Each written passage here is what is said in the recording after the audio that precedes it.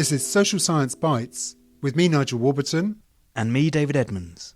Social Science Bites is a series of interviews with leading social scientists, made in association with SAGE. Doreen Massey has made her reputation by studying space. Not outer space, space here on planet Earth. Professor Massey is a geographer who wants us to rethink many of our assumptions about space, including the assumption that it is simply something we pass through. She believes that an analysis of spatial relations between, for example, people, cities, jobs, is key to an understanding of politics and power. Doreen Massey, welcome to Social Science Bites. Hello, thank you. The topic we're going to focus on is space. Now, some people might think that's a topic for physicists or architects. Why is it a topic for geographers? I think the immediate way to respond is that if history is about time, geography is about space. What I do in geography is not space meaning outer space or space meaning atomic space or any of that. It is space as that dimension of the world in which we live, whereas historians concentrate on the temporal dimension, how things change over time. What geographers concentrate on is the way in which things are arranged, we would often say geographically. I'm here saying over space. So in your own work about space, what do you focus on? Right, well, one of the things, in a sense, was anger. I got really annoyed with the rest of the social sciences, and indeed with philosophers, paying so much attention to time. And space became a kind of residual dimension. It's always time and space.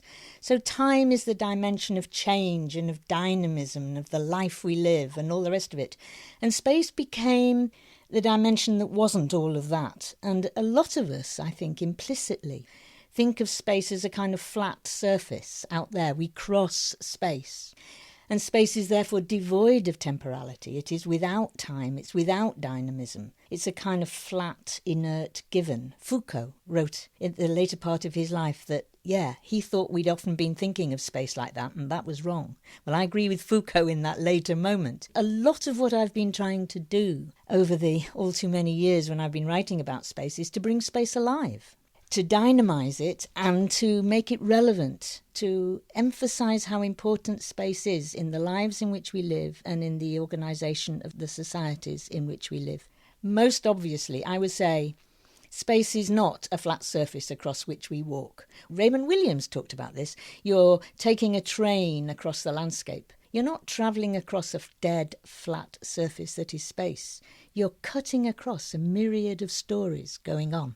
So instead of space being this flat surface, it's like a pincushion of a million stories. If you stop at any point in that walk, there will be a house with a story. Raymond Williams spoke about looking out of the train window and there was this woman clearing the grate. And he speeds on, and forever, in his mind, she's stuck in that moment. But actually, of course, that woman is in the middle of doing something. It's a story. Maybe she's going away tomorrow to see her sister, but really, before she goes, she really must clean that grate out because she's been meaning to do it for ages. So I want to see space as a cut through the myriad stories in which we are all living at any one moment. Space and time become intimately connected. If space isn't just an empty stage that's somehow inhabited, it's imbued with all kinds of stories and memories and events, how can you study it? And there's a million ways to answer that, but I think one way is to say that it raises some of the most acute questions. If time is the dimension in which things happen one after the other, it's the dimension of succession, then space is the dimension of things existing at the same time, of simultaneity. It's the dimension of multiplicity. We're sitting here and it's somewhere around midday in London. Well, at this moment, it's already night in the Far East. My friends in Latin America are probably just stirring and thinking about getting up. And space is that cut across all of those dimensions. Now, what that means is that space is the dimension that presents us with the existence of the other. Space is the dimension of multiplicity. It presents me with the existence of those friends in Latin America. And that means it is space that presents us with the question of the social, and it presents us with the most fundamental of political questions, which is how are we going to live together? So would it be fair to summarise that as you are saying that space isn't about physical locality so much as relations between human beings. Exactly. I mean, we don't think of time as being material. Time is ethereal and virtual and without materiality, whereas space is material. It is the land out there. But there's a dimension of space which is equally abstract and just a dimension. So that's the way in which I want to think about it. Space concerns our relations with each other. And in fact, social space, I would say, is a product of our relations with each other, our connections with each other. So globalization, for instance, is a new geography constructed out of the relations we have with each other across the globe. And the most important thing that raises, if we're really thinking socially, is that all those relations are going to be filled with power. So what we have is a geography which is, in a sense, a geography of power. The distribution of those relations mirrors the power relations within the society we have. Could you give an example of that? Well, look at the city in which we're sitting, London. The power relations that run out from here around the world, from that square mile and Canary Wharf, are extraordinary. London is a key node, if you like, within the globalisation that has taken place over the last 30 years, the financial globalisation, the dominance of finance within the organisation of the global economy. And London has been absolutely at the centre of that. Not just that some of the most powerful institutions are there, and they are, but also in the sense that it was there that a lot of this neoliberal economics within which we now live was imagined in the first place. And so London has been part of the export, the imagination in the first place, and then the export of that way of thinking around the world. So its power is more than economic, it's also political and ideological. Now, you've given a description of power relations in the city, but how is that political? Well, there's a number of ways in which I think that way of looking at globalisation can lead you into asking political questions, which is more what I want to do. I mean, one thing is it enables you, if you like, to map power relations. I mean, I'm not against power. Power is the ability to do things. What I do find that we should be critical of in the social sciences is the unequal distribution of power. Power of some groups over others, power of some places over others. And so one might want to be critical, and indeed I am very critical, of the role of the City of London in its domination of economies and economic ideologies, if you like, around the rest of the world. So one way in is a kind of empirical, descriptive way of saying, look, this power is in globalisation at the moment too unequally distributed. But there's another way which I think relates back to the very way in which we think about space. The way in which we look at globalisation at the moment, it turns space into time. For instance, we're often using a terminology of we are developed countries. The countries behind us, as it were, are developing, and then you've got underdeveloped countries. Now, what that does is to convert contemporaneous difference between those countries into a single linear history. It's saying that that country over there, let's say it's Argentina, a developing country, isn't a country at the same moment which is different, but it's a country which is following our historical path to become a developed country like us. So in a sense, we're denying the simultaneity, the multiplicity of space that I want to insist on, and turning all those differences into a single historical trajectory. Now, that has a lot of political effects. I mean, the most important one is that it says there is only one future, and that's being a developed country. Yeah? And so Argentina must follow the way we're going. Well, as it happens, Argentina right now does not want to follow the way we're going. There's a lot of alternatives in Latin America that are saying we don't want to be developed like you are developing. We want a different model which is more egalitarian, more communitarian and so forth. But that way of turning space into time, turning geography into history, is a way of denying the possibility of doing something different. If we take space seriously as the dimension of multiplicity, then it opens up politics to the possibility of alternatives. So what you're saying is there's almost a Gestalt shift that you're trying to encourage by describing the world in a particular way that reveals to your readers and to the people who hear you a different way of understanding the same phenomena. Absolutely.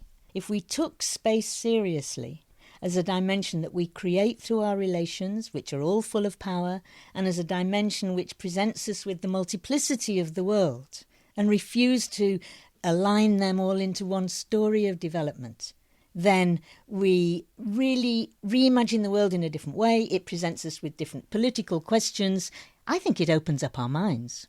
You've criticised this notion of developing countries and underdeveloped countries, and the implication that this is all in one trajectory towards developed countries on the model that we in the West have. What can you do to persuade those who believe in that story? I mean, how can you convince somebody who is in the grip of that ideology that they're wrong? It's a problem that a lot of us have, isn't it? That people get trapped in imaginations. It's a question of challenging common sense. And the hegemonic common sense at the moment includes that notion that we're stuck with this. And my stuff about space is one of the arguments that I hope will help to break us out of this feeling that we can't do anything about it. Now, the way you do that is you do little things like this. I talk all over the place. I write. I go to and work with countries which are trying to do something different. Is it just a case that each society wants to project its version of reality onto the rest of the world? Yes, I'm not wanting to attribute nefarious kind of intentions to people. I think I'd say two things. One is that way of thinking, one road, if you like, is very classic to modernism and modernity generally, on left and right of the political spectrum. That there is a thing called development. There is a thing, one thing called progress. It's what we have called grand narratives. It was true of some versions of Marxism too, that from feudalism we would go to capitalism, to socialism and to communism. But it's also highly political and very much a product of power relations. There is no doubt that the banks in the city and the leaders of the Western world want the rest of the world precisely to follow and to be dominated by our model of the world. I mean, the USA and the UK are involved in absolutely trying to force other countries into what they call democracy, which usually means market societies.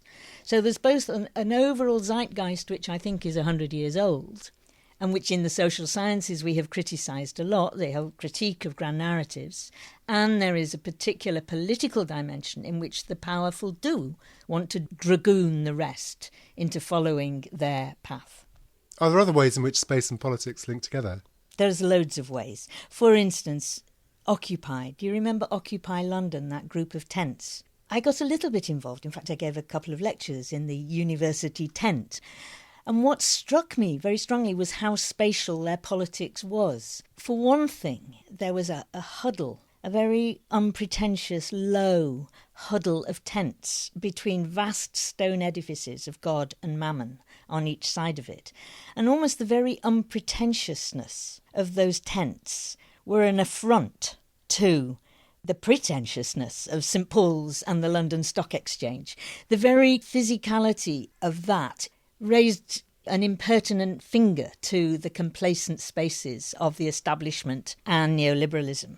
So there was something really symbolic, I thought, about the very placing of the thing itself and its material form.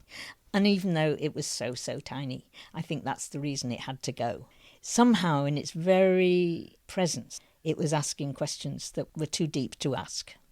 Occupy, even by its name, was about space as well. It's really interesting the way they chose the word to occupy space. That's right. And what I think they did was to create a new kind of space. One of the things that neoliberalism, if one can use that awful word, has done to our cities is to privatise a lot of what was public space. And that's one of the things the Occupy people and lots of other people have complained about.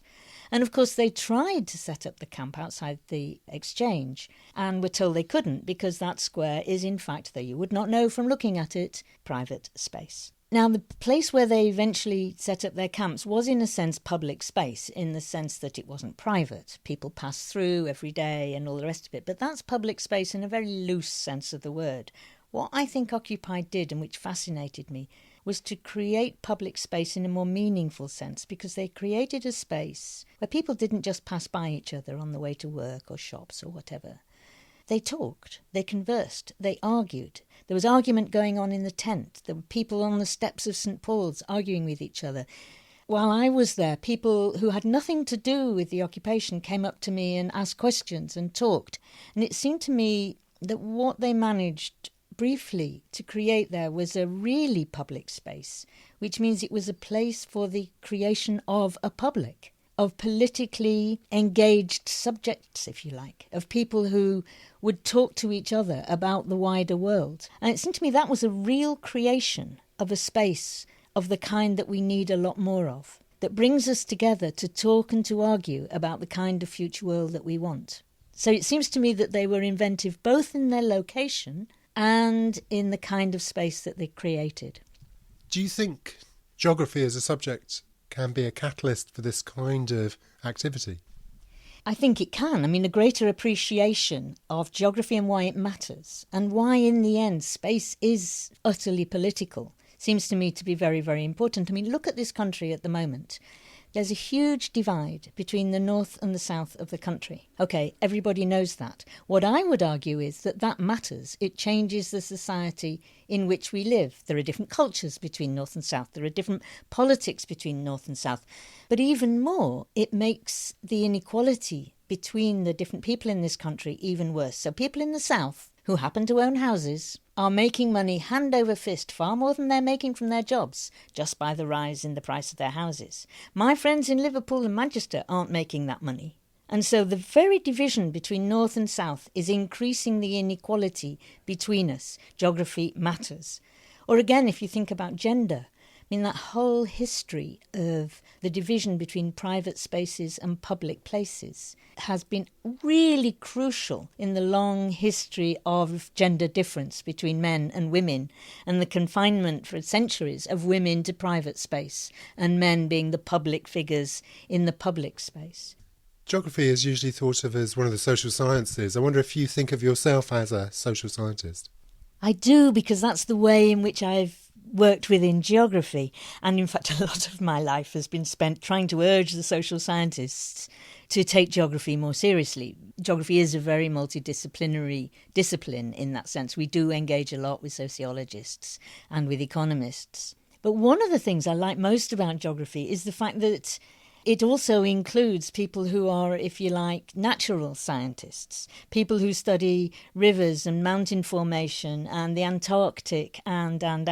I think there is within geography the possibility of bringing together the social and the natural sciences more than we have historically done. And there are vast differences between them, and the process is very hard. But we need to do that, I think, in an age which is faced by environmental problems such as we have, with climate change, with pollution questions, which are utterly social too. Then I do think the natural and the social sciences need to talk to each other more. And geography maybe is one of the places that could happen, and one of the reasons I love the discipline.